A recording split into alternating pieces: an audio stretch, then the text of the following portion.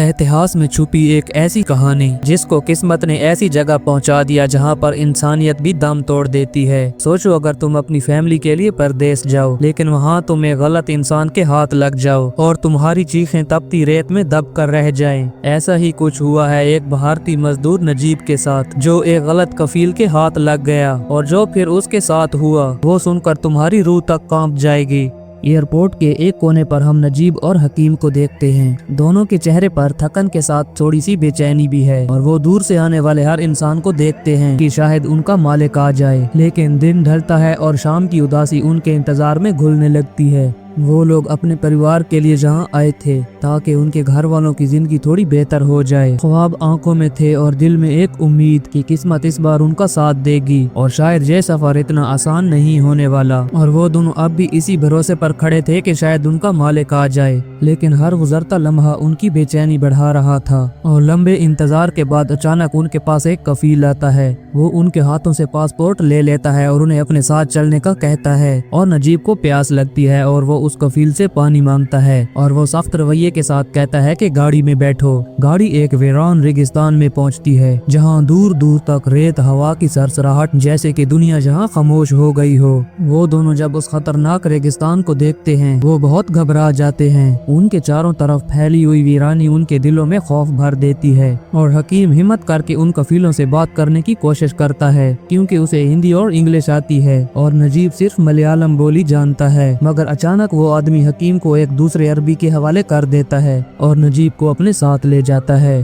और जहाँ से दोनों भाइयों के रास्ते अलग हो जाते हैं। हकीम उनको कहता है कि हमें अलग मत करो, हमें एक साथ रहना है। और नजीब भी अपने कफील को रोकने की कोशिश करता है लेकिन वो उसको वहाँ पर मारने लगता है और कफील के चेहरे पर कोई एहसास नहीं था और वो जबरदस्ती नजीब को अपने साथ ले जाता है और वो कफील नजीब को नीचे उतारता है और एक आदमी से मिलवाता है और नजीब को वहीं छोड़कर बगैर कुछ कहे वहाँ से वापस चला जाता है। वो आदमी नरमी से नजीब को कहता है कि थोड़ा आराम कर लो, लेकिन नजीब के चेहरे पर उलझन साफ दिखाई देती है। उसे समझ ही नहीं आ रहा था कि आखिर वो कहाँ आ गया। वो अपने चारों तरफ एक अजीब सी खामोशी और तन्हाई महसूस करता है और वहीं पर नजीब की नजर एक बूढ़े आदमी पर पड़ती है जो हिंदी में बात कर रहा था। लेकिन नजीब को तो सिर्फ मलयालम आती है, इसलिए वो उसकी कोई बात समझ नहीं पाता और वो इशारों में उस बूढ़े से पानी मांगता है। वो कहता है वहाँ सामने टैंकी है, वहाँ से जाकर पी लो। और नजीब टैंकी के पास जाकर जल्दी से पानी पीने लगता है और रेगिस्तान में पानी उसके लिए किसी नेमत से कम नहीं था क्योंकि वो काफी देर से प्यासा था। और अचानक वहाँ पर सर्द हवा चलने लगती है। थकन और सर्दी से नजीब का बदन टूट रहा था और वो कैंप में जाकर लेट जाता है। मगर कुछ देर बाद वही आदमी आया और वो जोर से नजीब को टांगे मारने लगता है और वो घबराहट के मारे उठता है। और वो आदमी गुस्से में नजीब को बोलता है, तुमने जहाँ सोने की हिम्मत कैसे की? अभी सूरज की किरणें निकली ही थी कि नजीब की आंख खुल जाती है और वो उसी बूढ़े आदमी को देखता है। और बूढ़े आदमी ने नजीब को इशारे से अपने पास बुलाया और दूध का बर्तन उसको थमाते हुए बोला कि ये मालिक को दे आओ। और नजीब को लगता है कि ये शायद उसके लिए है और वहीं पर पीने लगता है। और बूढ़ा चीख कर कहता है कि ये तुम्हारे लिए नहीं है, जाओ ये मालिक को दे आओ। और वो दूध अपने मालिक के पास ले जाता है। नजीब ने कांपते हाथों के साथ दूध आगे बढ़ाया और वो आदमी इशारों की मदद से नजीब को कहता है कि जाओ जाकर बकरियों का दूध निकालना सीखो। और नजीब के चेहरे का रंग उड़ जाता है और वो घबरा कर कहता है, मैं जहाँ पर इस काम के लिए नहीं आया, मुझे जाने दो। और वो गुस्से के मारे नजीब को कैंप से बाहर फेंक देता है। और उसी दौरान वो आदमी वहाँ पर आता है जो नजीब को जहाँ पर लाया था। नजीब ने उम्मीद के साथ अपने कागज और कंपनी का नंबर आगे बढ़ाया। वो तो उसको अपना आखिरी सहारा समझ रहा था, लेकिन उस आदमी ने कागज लेते ही फाड़ दिए और नजीब बहुत मायूस होता है। नजीब अपने आप को बहुत ही लाचार महसूस कर रहा था और उसका मालिक उसको खाने के लिए बुलाता है और वो उसको एक रोटी देता है जो खाने के काबिल भी नहीं होती, लेकिन वो भूख के आगे बेबस था और वो उसी को खाने लगता है और वो उसके हलक में अटक जाती है। और उसका मालिक उसको पानी देता है कि इससे रोटी को नरम कर लो। और रात के थम जाने के बाद नजीब एक ट्रक के साथ सो जाता है और अगली सुबह नजीब वॉशरूम के लिए पानी भर के ले जाता है और वो आदमी उससे पानी छीन लेता है। वो कहता है कि ये पानी बहुत कीमती है और एक पानी वाला आकर वहाँ पर टैंकी भरने लगता है और नजीब के दिल में एक उम्मीद जाग जाती है और नजीब उस आदमी से बाहर जाने का रास्ता पूछता है। लेकिन किस्मत ने फिर धोखा दे दिया, मालिक ने उसे देख लिया और वो आदमी नजीब को बहुत मारने लगता है और उस बेचारे पर बंदूक तान देता है। सूरज की पहली किरण जमीन पर पड़ी ही थी कि उसका मालिक कहता है कि बकरियों का दूध निकालो, लेकिन वो जो बूढ़ा कल बकरियों के साथ था वो आज गायब था और नजीब उसको देखने की कोशिश करता है और नजीब खौफ के मारे बकरियों के पास आता है और दूध निकालने की कोशिश करता है, लेकिन काफी कोशिश के बाद वो ये काम थोड़ा बहुत सीख जाता है और नजीब अपने काम में मसरूफ था कि अचानक उसकी नजर गाड़ी के शीशे पर पड़ती है और उसने खुद को देखा। चेहरा स्याह, आंखों के नीचे गहरे गड़े और कमजोर जिस्म, और एक लम्हा तो वो अपनी हालत देखकर बिल्कुल खामोश हो गया और नजीब एक मुर्दा रूह बन चुका था और वो पास में मौजूद एक रेत के पहाड़ पर मौत को गले लगाने की तैयारी करता है और उसी रेत के पहाड़ से नजीब की नजर नीचे पड़ती है जहाँ पर गिद्धों का एक झुंड एक लाश को खा रहा था और नजीब के कदम उसकी सिमत चलने लगे और करीब पहुंचकर वो देखता है कि ये लाश तो उसी बूढ़े की है जो नजीब से पहले वहाँ पर काम करता था और उन लोगों ने उसको वैसे ही वहाँ पर फेंक दिया और नजीब वहाँ से वापस आता है और लाश को देखने के बाद उसके जहन में सिर्फ एक ही बात चल रही थी कि किसी भी तरह यहाँ से निकलना होगा और वो बगैर कुछ सोचे वहाँ से भागने लगता है, लेकिन वो भागकर जाएगा कहाँ, चारों तरफ तो वीराना ही वीराना है और इतने में उसका मालिक उसको देख लेता है और उस पर गोलियां चलाता है और वो डर के मारे गिर जाता है और उसका मालिक उसको बहुत बुरी तरह मारता है और वो इतना जालिम होता है कि नजीब के पाँव भी तोड़ देता है ताकि वो दोबारा भागने के लायक ही ना रहे और नजीब का मालिक उसको रस्सियों से बांध देता है और कई घंटों बाद वो रस्सियां खोलने में कामयाब होता है और वो पानी तक पहुंचकर अपनी प्यास बुझाता है और काफी टाइम बाद हम देखते हैं कि नजीब अब उस वीराने का हिस्सा बन चुका है और वो वहाँ पर भेड़ बकरियां चरा रहा है और काफी टाइम के बाद मौसम बदलता है, रेत की तपश कम होती है और वहाँ पर बारिश होने लगती है। नजीब अपनी बकरियों को लेकर एक गुफा में बैठ जाता है और अब बारिश थम चुकी थी और गुफा के दूसरे हिस्से से कुछ आवाजें आने लगी और नजीब धीमे धीमे उनकी तरफ बढ़ता है और जब वो गौर से देखता है तो चौंक जाता है क्योंकि वो तो उसी का भाई था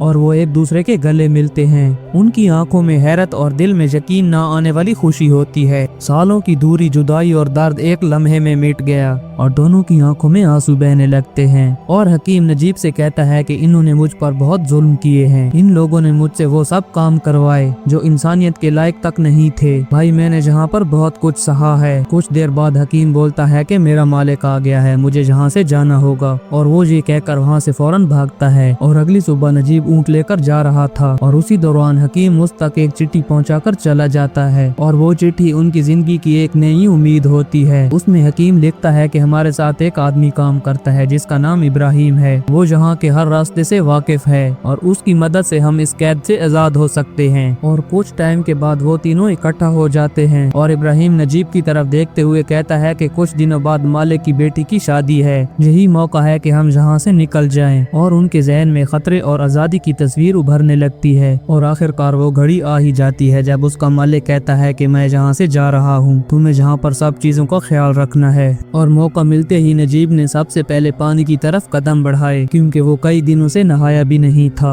और पानी के छींटे पड़ते ही वो एक एक लम्हा खुद को आजाद महसूस करने लगा, जैसे कैद का रंग उसके जिस्म से उतर रहा हो। और नजीब अपने पुराने कपड़े पहनता है लेकिन उसकी पैंट उस पर बहुत ही ढीली हो चुकी थी क्योंकि वक्त और मेहनत के निशान उस पर साफ नजर आ रहे थे और वो कपड़े उसको सफर की याद दिला रहे थे। और नजीब आखिरी बार भेड़ों को चारा डालता है। तभी हकीम और इब्राहिम वहाँ पर पहुँचते हैं और चलते चलते उनको रात हो जाती है। वो लोग चलते हुए वहाँ पर एक काफिले को देखते हैं और इब्राहिम प्यास के मारे उनसे पानी मांगने जाता है, लेकिन काफिले के लोग तो उन पर गोलियां चलाने लगते हैं और वो बहुत ही मुश्किल से वहाँ पर खुद को बचाते हैं। और अगली सुबह वो लोग चल ही रहे थे कि नजीब और हकीम को बहुत ज्यादा प्यास लगती है। हकीम थकन और परेशानी के साथ कहता है हम कहाँ हैं। इब्राहिम उसको जवाब देता है कि हम रास्ता भटक चुके हैं। और रेत के बीच हकीम की नजर एक ऊँट पर पड़ती है जो पानी पी रहा था और हकीम अपने कदम तेज करके ऊँट की तरफ भागने लगता है और इब्राहिम मुझसे कहता है कि ये सिर्फ तुम्हारा वहम है, वहाँ कोई ऊँट नहीं है, कोई पानी नहीं है। लेकिन वहाँ पहुँचते ही वो देखता है कि वहाँ पर तो एक ऊँट पड़ा है, वो भी मुर्दा,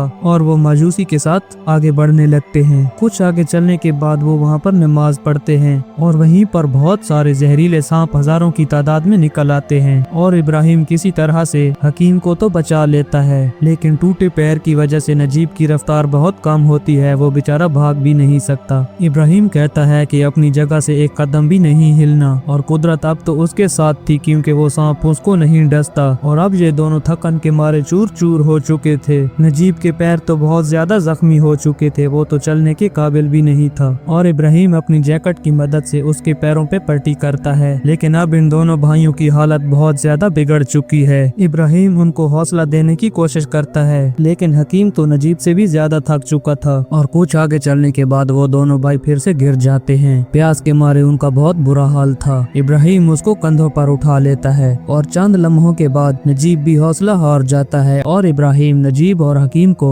अपना पसीना पिलाता है। इसके अलावा तो कोई हल भी नहीं था और वो हिम्मत करके फिर से आगे चलते हैं और लम्हे भर के लिए हकीम की नजर धुंधली हो जाती है और उसे लगता है जैसे सामने शहर है और वो उसकी तरफ भागने लगता है। थकन और प्यास ने उसके दिमाग को धोखा देना शुरू कर दिया था और वो इतनी भूख की शिद्दत में था कि वो वहीं पर रेत को खाने लगा। भूख, प्यास और थकन ने उसके दिमाग पर कब्जा कर लिया था। उसका दिमाग पूरी तरह हिल चुका था और उसका भाई खौफ के मारे परेशानी के आलम में उसको बचाने की कोशिश करता है, लेकिन हकीम तो जान की बाजी हार चुका था और अचानक वहाँ पर एक बहुत ही भयानक तूफान आता है। इब्राहिम नजीब को वहाँ से निकालने की कोशिश करता है, लेकिन वो तूफान उनको अपनी लपेट में ले लेता है। कुछ देर बाद जब तूफान रुकता है और कुदरत ने उनको फिर से बचा लिया, इब्राहिम थकी आवाज में कहता है कि हमें आगे बढ़ना होगा, हमारे पास यही वाहिद रास्ता है जिंदा रहने का। उन्हें वहाँ पर छांव और पानी दिखाई देता है और वो उसकी तरफ दौड़ते हैं।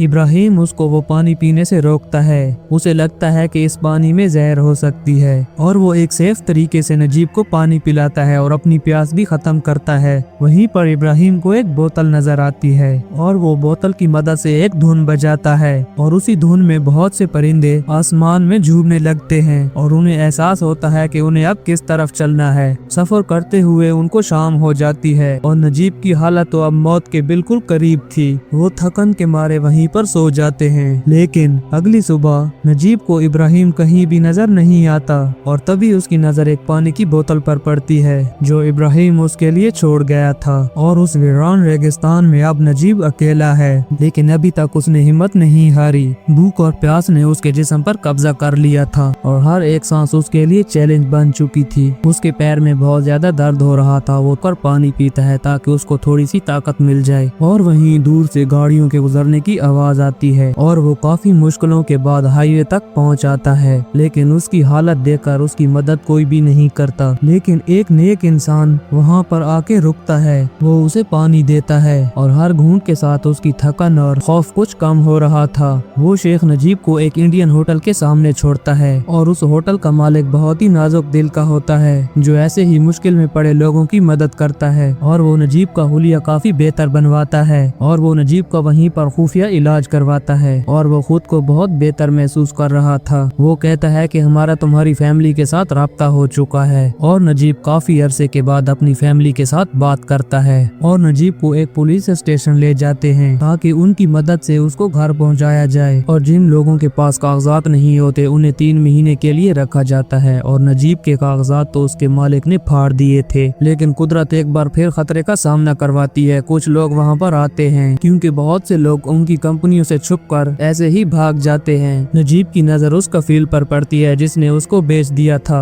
और वो जैसे ही नजीब के पास आता है वो कहता है कि मैंने तुम्हें स्पॉन्सर नहीं किया था, वरना मैं तुमको बताता कि भागने का अंजाम क्या होता है। लेकिन अब तो नजीब अपने घर जा सकता है। वो जमीन पर बैठकर बेकाबू रोने लगता है और कुछ देर बाद हम उसी प्लेन की तरफ जाता देखते हैं। वो उदासी के आलम में सोचता है कि परदेश से जाते हुए लोग अपने प्यारों के लिए बहुत सारे तोहफे लेकर जाते हैं, लेकिन मेरे पास इस बिखरी हुई जिंदगी के सिवा कुछ भी नहीं। और नजीब की इसी सोच के साथ इस कहानी का एंड हो जाता है।